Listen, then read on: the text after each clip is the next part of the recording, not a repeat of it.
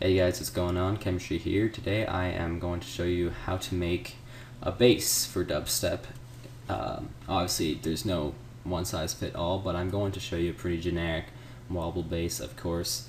Now I listened to a lot of drops lately for you guys, and I noticed that a lot of the times the better drops, they're not just just wobble wobble wobble all the way through. It's usually no incorporation of just sound effects and loud noises and droning kind of screeches and things like that, incorporated with wobbling basses, of course. But it's not usually just wobble. Although, before I get into all of that, I am going to have a drop tutorial eventually here. It'll either be the next one or the one after that. And that's when I'll kind of get into that stuff. But I do want to get down to the basics first.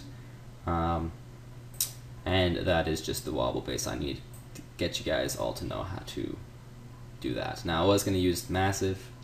I decided I'm probably not going to use Massive for these tutorials, guys. And I have two reasons. One is not everyone has Massive or is able to get their hands on it. And two, the rate knob here, it doesn't really tell me anything when you look on the top left. Decimal form of where it is. I don't really get it. And you can hit sync and it will tell you the ratio in fractions, but you can't automate that. I checked, you can't, and that's why it's just kind of annoying, because the only way you would be able to have a diverse wobble, I think, I mean I'm not positive obviously, but it would be to have a bunch of massives for one bass, which is stupid. So I will use Massive if you guys really tell me, like, Sean, use Massive, I don't even care. I will, but I think I'm just going to use Harmless instead, because it does get you about the same sound. You're not missing out on too much. It comes with FL Studio, everyone's going to have it, and the LFO speed knob here is much more helpful. It actually does tell you what time it's going to be wobbling at, which is great. But yeah, most plugins are like that, but Massive just isn't really. So I know I will get corrected, but that's fine. So the default sound is that for Harmless, and what you probably want to start off doing is taking the D tune, putting that all the way down to 24 and negative 24, just nice and low. And then you want to remove the release. So those are the two first steps. Then what I like to do is just turn off the amount, so just put it at 0%. Invert the phase here. See, just invert that so the blue is on the left side. And then I usually turn down the frequency. And this is the LFO section here, or the filter section, I should say. And then there is an actual LFO section here. Sorry guys. So yeah, LFO is here, and this is like the filter. So these things are going to work together. So as you can see, you can't really hear anything, but when I turn up the LFO all the way up, now it's going to start to wobble. Now of course, if the speed is at 0%, as you can see, it's saying still, which means it's not going to wobble. And you can go like either side, but some people argued that if you go on the right side, it will have a kind of like a delay from when you hit the key to the wobbling actually starting. So that's why people said just put it on the left side, and I'm just gonna go with that. Also, what I like to do is turn off global, because if you have it in 1/3, it won't stay on time, which is bad. So yeah, that's basically how to get your wobble going. But we can do stuff to this, right? We won't just leave it to that, because everyone will sound the same. There's a few things you can do to mess around with the actual sound of the bass. One thing I like to do is use, instead of just using saw right here, I like using either the bright saw or the brighter saw. It just sounds brighter, really, but I kind of like it. Also, filter. You can have it. I think the default filter is either classic low pass or crude low pass. That's classic. I actually I like the hill low pass and the hybrid low pass. It's not a huge difference, but it can give you a different sound. Now you can turn up the frequency a little bit, but as you can see, you can hear that resonance, and it's not always something you want to hear. And I think that does change with the low passes. That's leg low pass there, snake low pass. And you generally get slightly different sounds with that.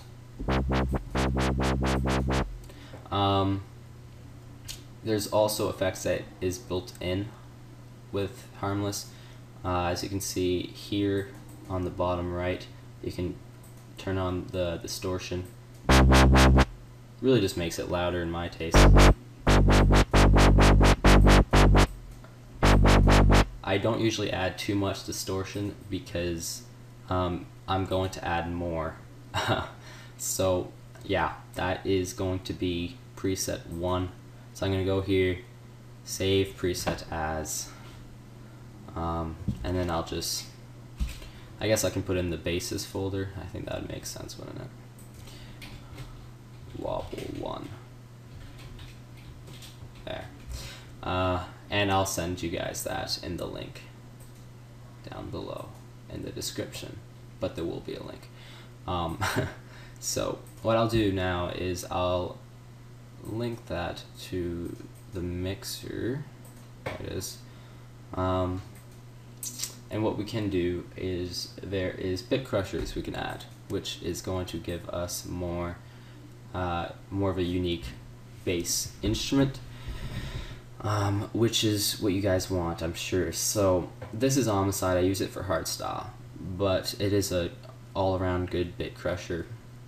And if I don't know what I'm going to do or what I'm looking for as a sound, there are these, like, I don't know how many, but these lights here, and these are actually presets, and I don't know if anyone actually knows this. But what I usually do is that's preset 1, right?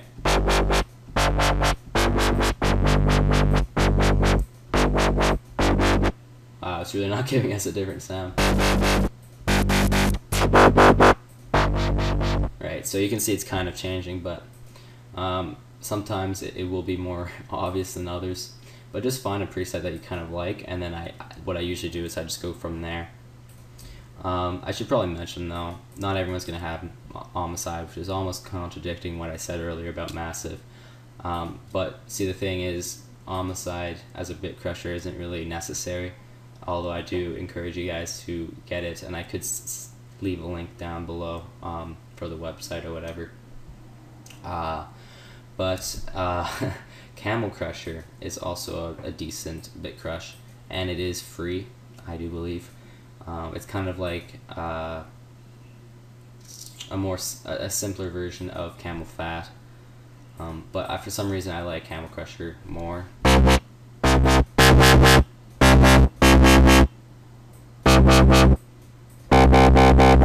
Right, it does have pretty cool stuff on it, but yeah, so I'll try to leave as many links as possible for the bit crushers, but you know, they are relatively necessary. Alright, so I'm just going to use that as an example. There's pre-distortion. That usually just makes it kind of messier. And then here are kind of like the EQs. So this is like the lower band, band 2, band 3, these 3 knobs here. So it's kind of like EQ.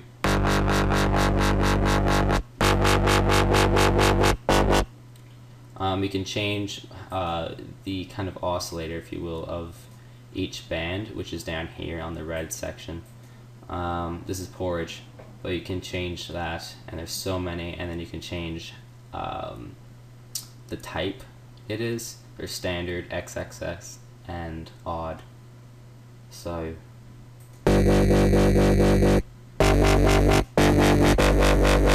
That's, what is that? Decimator.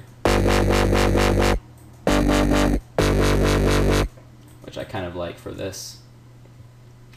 There is something called, if I can find it, Bit Crush.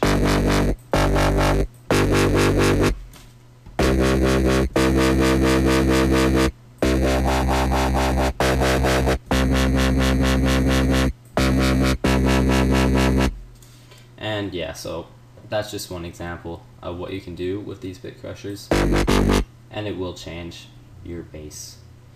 As for EQ, even though it sounds most of the time even though it sounds very bassy, there is still low cuts, alright?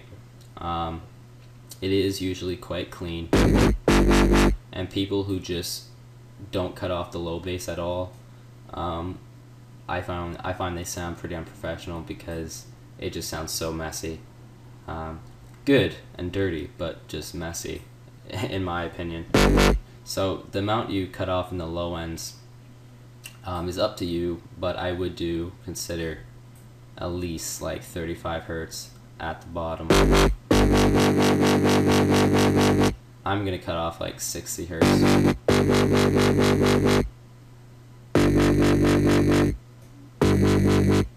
I know you guys are complaining right now, so I'm just going to do 55.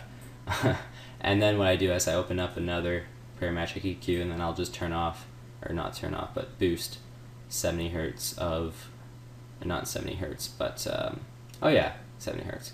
And I'll boost that up a little bit. And that just gives you oomph. And I like to turn it up here too.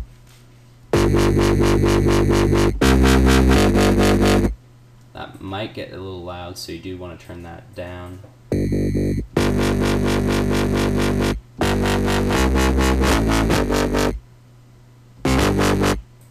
Right. I don't know if the reverb's... Right, so if you do want to add reverb, I think it doesn't actually do too much to it if you add it after the bit crushing. So if you do want to add some reverb, I'd put in Small Studio. And then I just turn it down a little bit.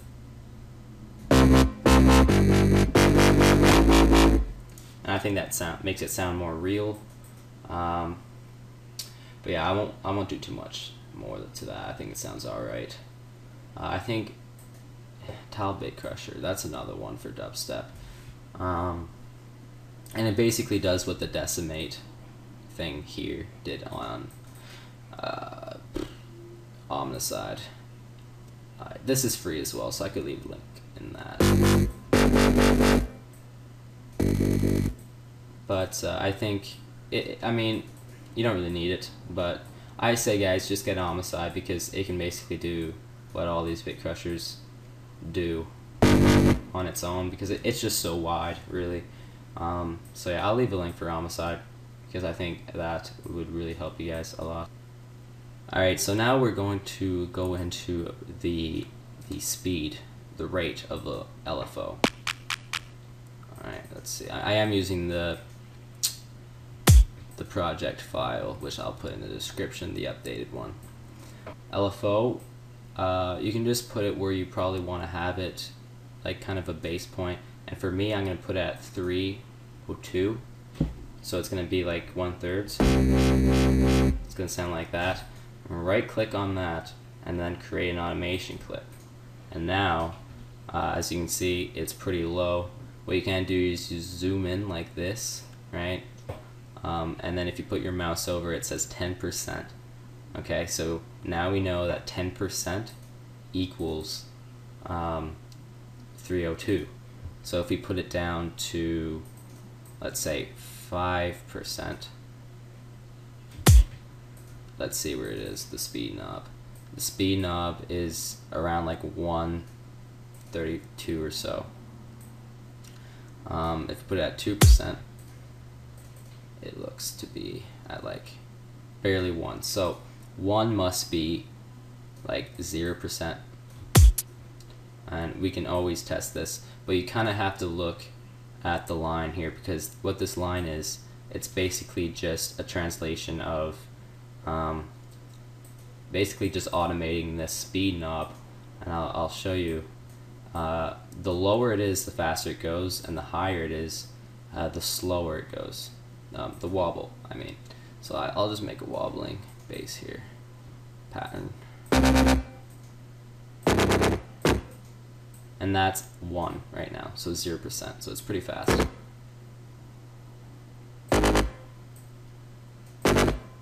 Alright.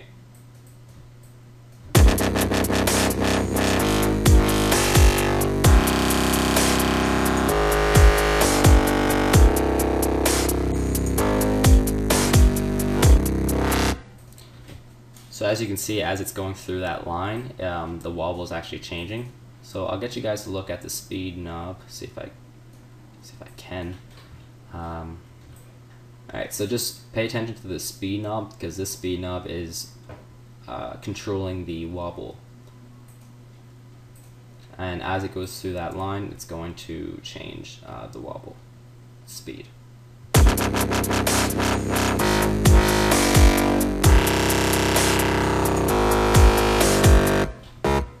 Right? So what you want to do is figure out what points equals what actual speed, and on the top left, when you move it around, it'll give you a percentage, and you have to remember that percentage. And earlier, like I said, 3 or 1/3 was equal to 10%. So if you ever put it to 10%, the speed knob will be at the 1/3, which is where we want it to kind of rest for now. If we want to make it go faster, we put it lower. If we want to make it go slower, we put it higher. So let's say we want to go to 2 or 1, and then back up to 2. It'd probably be around 5% or something like that. You would have something that looks a lot like this, right? So this line here is at 10%, the bottom line is at 0%, and the middle line there at the end is 5%.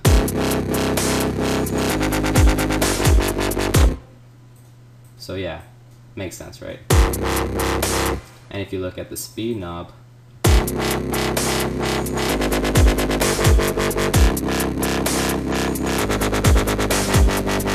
so yeah, that's your basic example of how the wobbling works. So yeah, you just kind of have to keep in touch what percentage equals to what speed of the wobble, and if you can keep it as on beat as possible, that's usually good. So yeah, that's basically the tutorial for you guys. Hope you guys enjoyed. The drop tutorial will be soon, so I will get into the fun stuff, but this is just basics. Get it out of the way. Links will be in the description for most things. If you want me to use massive, like if you just really want me to use massive, like you're just craving for a massive tutorial, I'll probably make it. But I think harmless would just be easier. And like I said, I think this sounds just fine.